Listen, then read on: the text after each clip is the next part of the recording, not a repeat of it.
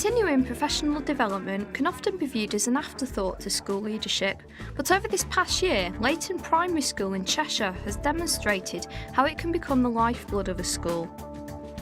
The school has embraced a range of CPD activities over the year, including the development of their own successful in-house consultancy. CPD leadership in a school is essential if the school is going to make the right kind of progress. And in a school such as this one that has had something of a checkered history and has experienced its difficulties in terms of the teaching and learning, at times it has to be very radical and innovative.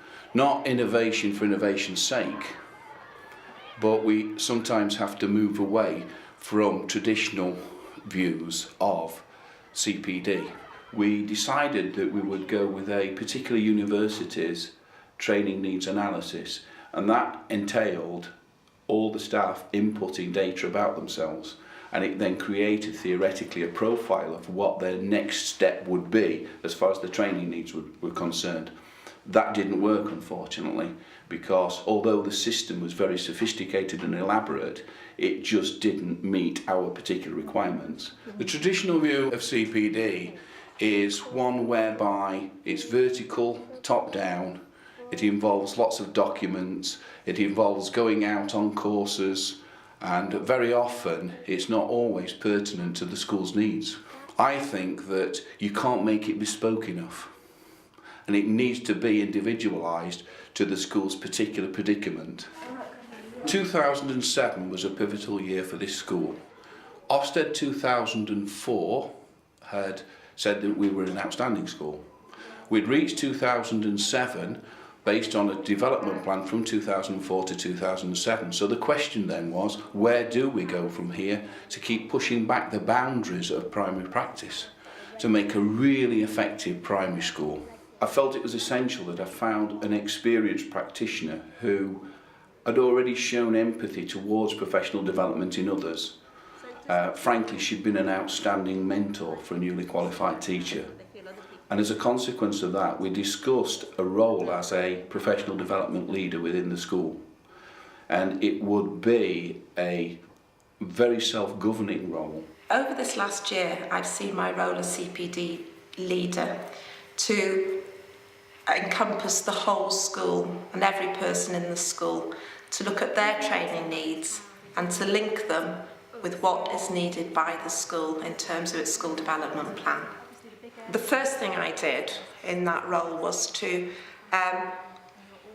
ask the teachers, go to the support staff and the office staff, and ask them first of all about their roles and where they were comfortable, where they saw a need, where they felt they could improve. So initially I did it in the form of a questionnaire, but spent time talking to individual teachers about the answers that were in that questionnaire. And I think quickly it became obvious that the CPD had a lot of flaws in it that they had experienced. For example, the sort of things they were telling me, that they were feeding back to me, was that they would go on a course and perhaps a certain amount of that course, if it was a day for example, perhaps they would get an hour out of that course that would be of true value. The key points in our CPD are very much developing the in-house consultancy, not being dependent upon external organisations or agencies. However, we are a primary school and sometimes there are limited resources. So one of the other things that we've done is we've brought in our own in-house expertise through a speech therapist and an artist that we deploy within the school. Where is that? At school. At a school. Let me have a look. They're waiting for something there. What do you think they're waiting for? A bus. Ah, so where are they? They're at a bus station. Very good. Okay, so we've got a stumpy elephant at a bus station. And when is it going to happen? When do you get presents? At somebody's birthday. We were reaching a point whereby what seemed to be standing in the way of some children's development in literacy and those early literacy skills was the paucity of language and communication skills. And we didn't have that capacity in school to be able to train our teaching assistants over a long period of time. So we bought into the speech therapist for 2.5 days a week as part of the development plan from 2007 to 2010. Not only will she work with children, and teaching assistants and teachers can observe her work, but she will also observe the teaching assistants and teachers' work as well. Can you stick out your tongue? Can you put your hands on your head? Can you sit on the floor? Good work. On your chair again. Good boy. All right. Additionally, she's there as a consultant for us, for children with particularly challenging needs. But she's also devised a training programme that's quite formal within the school day that takes place periodically for, say, 6 weeks, where we look and focus on a particular area of speaking and listening, or speech and communication and language needs. As far as I'm concerned, it's probably and arguably one of the most significant interventions that this school has ever had. The impact is so profound. And hopefully, in terms of if you were to discuss what the teaching assistants and the staff have learned from Jo, it would be the kind of learning that is deep-seated, is deep-rooted, it's pedagogically based, and it's enabling them to improvise more in those learning interludes you have with very young children. We also have the artist in residence, and what she's again part of the 2007 to 2010 plan. She's working for 2 days a week in school. It's not to cover planning, preparation and assessment time. It's very much about professional development. And she's working with particular teachers, all of the teachers through Key Stage 2. They work alongside her and with groups of children as well. What the staff can do at that point is they see the whole creative process, they work through the planning with her, and then she devises the actual techniques and skills which the teacher can develop with the children. So you need to go along there, like you've done all these lovely neat lines here. Neat all along there, isn't it?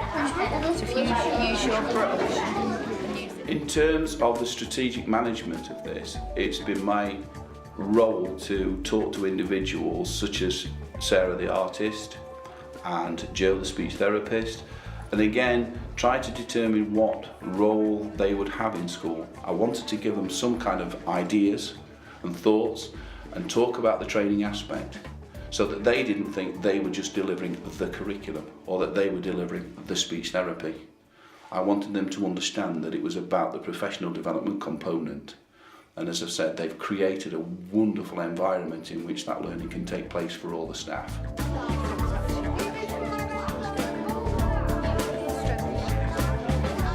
The governors are totally committed to buying in this kind of external consultancy. And as I say, it has to be sustained over that period of 2 to 3 years. The funding we knew we had within the budget, so that's absolutely critical.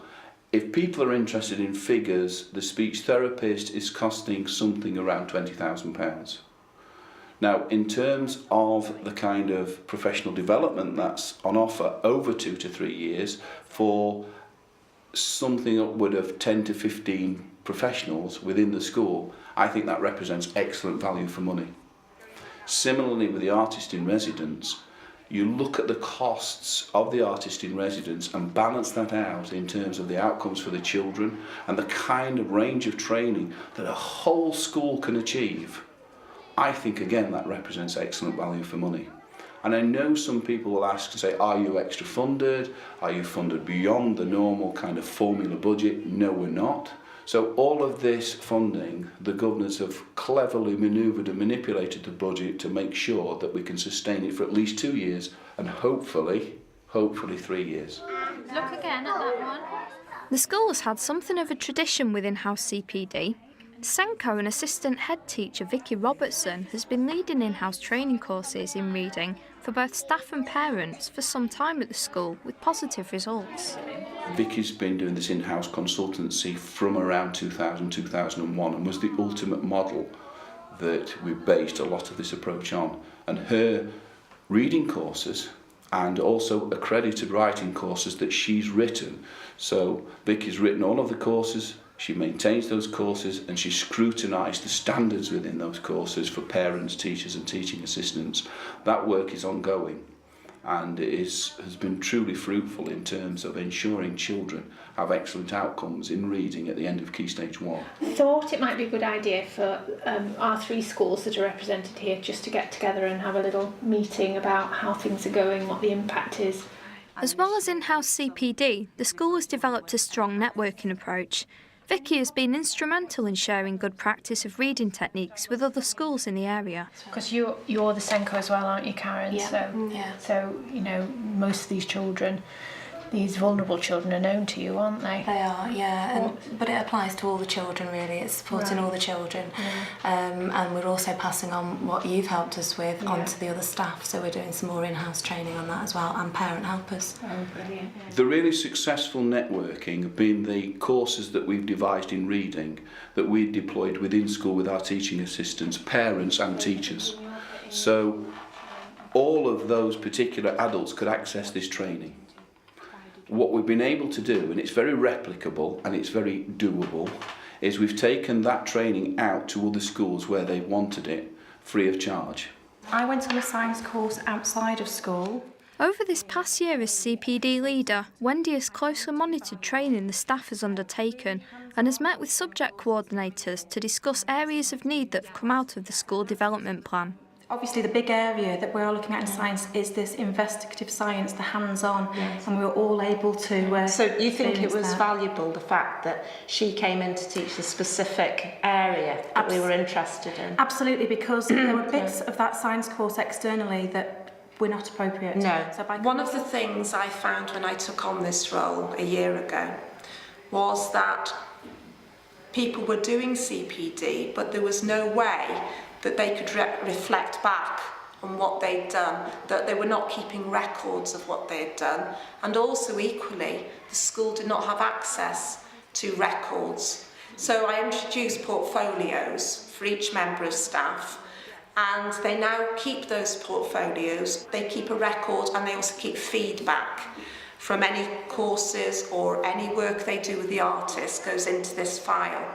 From assessing and speaking to staff, it seems to me that the most successful CPD comes from not things which are passed down, which sometimes lack relevance, but where we actually go out there and challenge our ideas, where we're using our own strengths, our own expertise, and valuing what we have already in school. But this is very much about the school and its needs. Make sure that they're the targeted ones for that particular school. And my advice to anybody would be, don't always be dictated to by outside agencies. Determine what you think is right for your school. Why shouldn't my children, no matter what a background, why shouldn't they access the best kind of curriculum possible? And how do they do that? They do that through the skills of the teachers and the teaching assistants. And so it becomes essential that their professional development is a focus of my role in a strategic sense.